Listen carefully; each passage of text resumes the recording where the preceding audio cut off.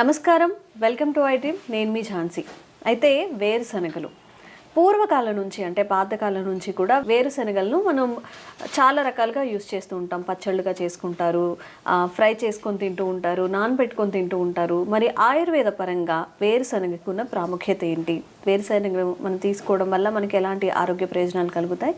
ఈ విషయాలను డిస్కస్ చేద్దాం. ప్రస్తుతం అంతా ఉన్నారు 40 ఏళ్ల సుదీర్ఘ అనుభవం కలిగిన డాక్టర్ బాలకృష్ణ గారు, ఆయుర్వేద వైద్యులు.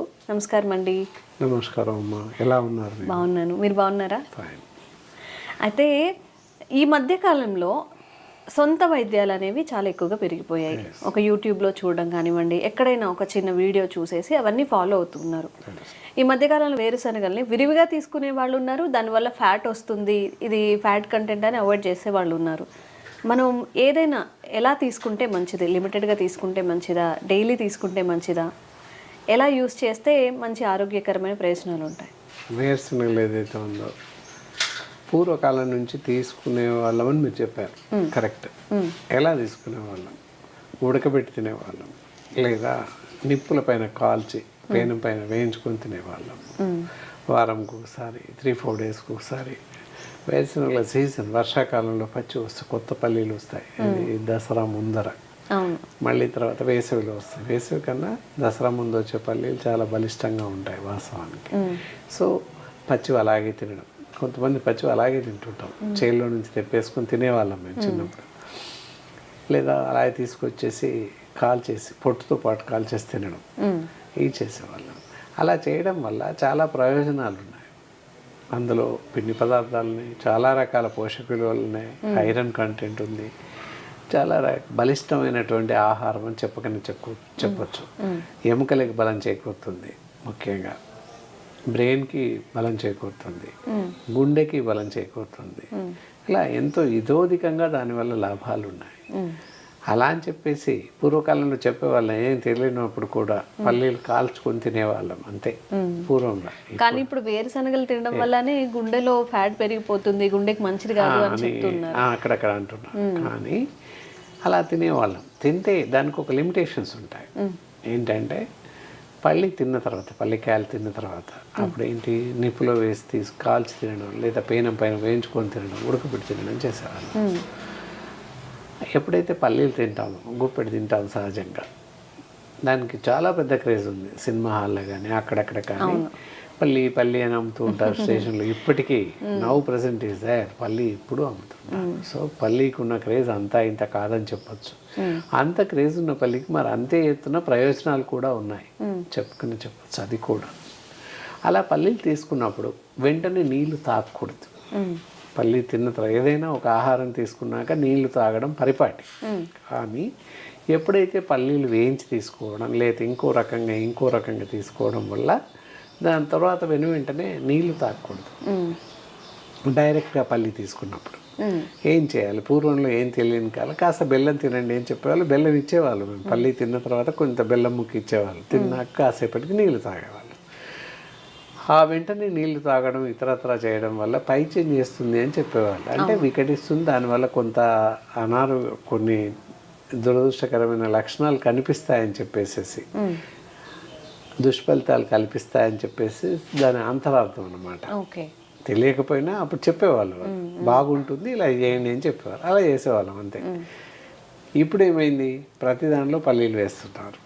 దాదాపుగా వీక్లీ 1 or 2 times పల్లి వాడుతున్నారు, నిరవధికంగా వాడుతున్నారు. పోహా వాడిన, ఉప్మాలో కానీ, లేదా ప్రతి టిఫిన్కి చట్నీ పల్లీతోనే చేస్తున్నారు. రకరకాలుగా చేయొచ్చు, కానీ పల్లీ చట్నీ అనేది తప్పనిసరిగా చేస్తున్న సందర్భాలు ఉన్నాయి.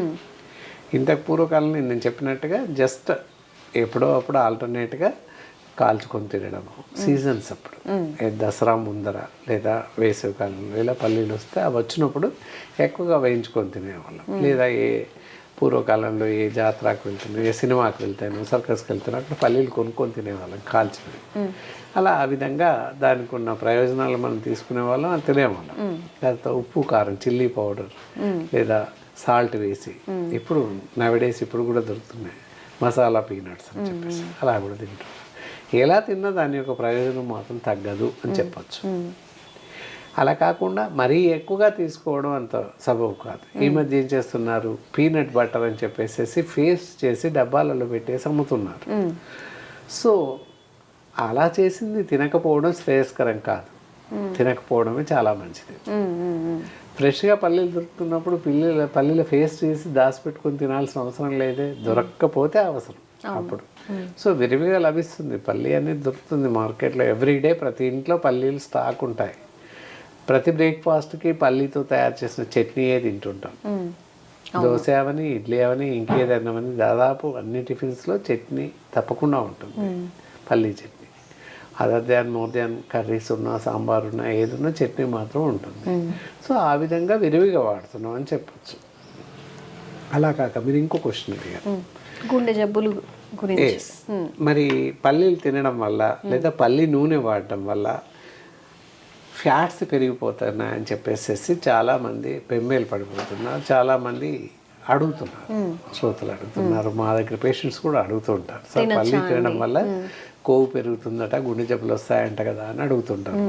ఈ అపోహ నెయ్యి కూడా ఉంది. చాలా మంది నెయ్యి తింటున్నావు అంటే, నెయ్యి ఎందుకు తింటున్నావు, ఫ్యాట్ కంటెంట్ కదా, ఫ్యాట్ వస్తుంది కదా అని అంటుంటారు.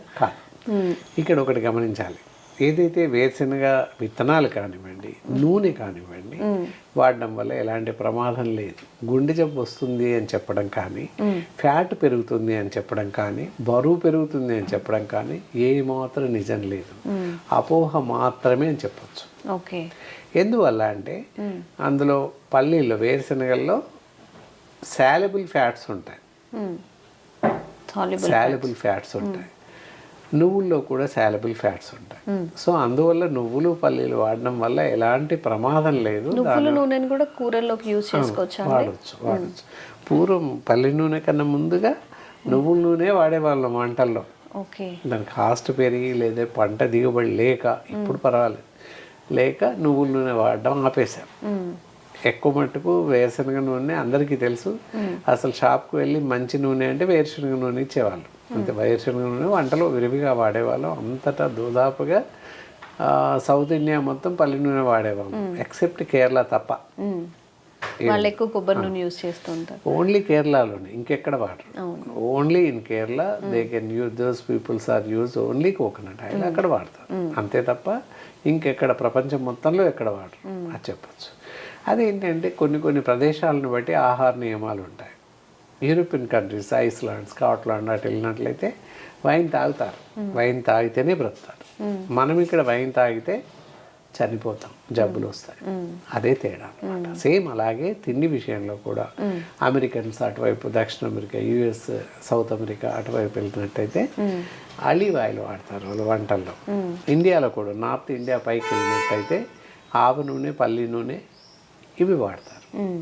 ఆవ నూనె ఎందుకు వాడతారు, ఢిల్లీ ఆ పైన వెళ్తే ఆవ నూనె వాడతారు వంటల్లో. అదే వాడరు, ఒక సీజన్లో ఒక 4 months ఆవ నూనె వాడతారు, 4 months నువ్వుల నూనె వాడతారు, 4 months శనగ నూనె వాడతారు.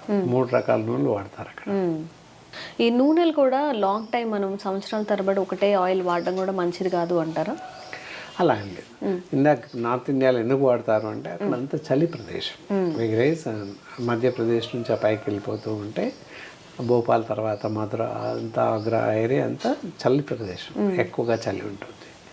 సో అతి చల్లని ప్రదేశం కనుక హీట్ కెన్ బి ప్రొడ్యూస్డ్, వేడి శరీరానికి కావాలి కనుక ఆవ నూనె వాడతారు అక్కడ. That is the cause. అంతే కానీ మనం ఆవ నూనె వాడడానికి లేదు. అందుకే ప్రదేశాన్ని బట్టి ఆహార నియమాలు, అంతే తప్ప అక్కడ ఆలివ్ ఆయిల్ వాడుతున్నారు అని మనం ఇక్కడ వాడడానికి లేదు. ఇట్ ఈస్ వెరీ డేంజరస్ అనమాట. ఆలివ్ ఆయిల్ కానీ ఇంకోటి కానీ వాడకూడదు. ఎంతసేపు పల్లి నూనె, నువ్వుల నూనె ఈ రెండు వాడవచ్చు. వీటిలలో సాల్యుబుల్ ఫ్యాట్స్ ఉంటాయి.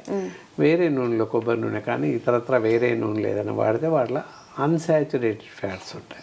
మనం ఇక్కడ వేరుశనగ గురించి చెప్పుకుంటున్నాం కనుక వేరుశనగ విత్తనాలు నానబెట్టి తింటే, మీరు నానబెట్టి తింటే కూడా అత్యధిక ప్రయోజనాలు ఉన్నాయి. సో దానివల్ల ఏంటంటే కండర పుష్టి బాగా జరుగుతుంది, బ్రెయిన్ పవర్ బాగా పెరుగుతుంది, నర్వస్ సిస్టమ్ బాగా పనిచేస్తుంది, ముఖ్యంగా నరాలు స్ట్రెంగ్త్ అవుతాయి, స్ట్రెంగ్తెన్ అవుతుంది, స్ట్రెంగ్త్ బిల్డప్ అవుతుంది. ఈ విధంగా మనకి పల్లీలు ఏ విధంగా వేరుశనగల్ని ఎలా తీసుకున్నప్పటికీ నష్టం లేదు. అయితే చూసుకొని తీసుకోవాలి. ఎవ్రీడే కాకుండా వీక్లీ వన్స్ ట్వైస్ అలా తీసుకోవడానికి ప్రయత్నించాలి. ఏదైనా కూడా మితంగా తీసుకోవడమే మంచిది. అత్యధికంగా తీసుకోవడం వల్ల ప్రమాదం ఉంటుంది. ఏది తీసుకున్నా అత్యధికంగా తీసుకోకూడదు. అంతే తప్ప మితంగా తీసుకున్నట్లయితే కొంతవరకు మనం శరీర ఆరోగ్యాన్ని కాపాడుకోవచ్చు. అందువల్ల వేరుశనగలతో నష్టం లేదు, లాభం ఉంది. మితంగా తీసుకోవాలి అంతే. అదండి, ఫుడ్డే కదా, న్యాచురల్గా ఉండేవే కదా అని చెప్పి ఎప్పుడు పడితే ఎప్పుడు తింటాం, ఎంత క్వాంటిటీ పడితే అంత తినడం కాకుండా మితంగా ఏది తిన్నా కానీ లిమిటెడ్గా తినడం అలవాటు చేసుకుంటే ఎలాంటి ఆరోగ్య సమస్యలు కూడా రావు. థ్యాంక్ యూ డాక్టర్ గారు. నమస్కారం.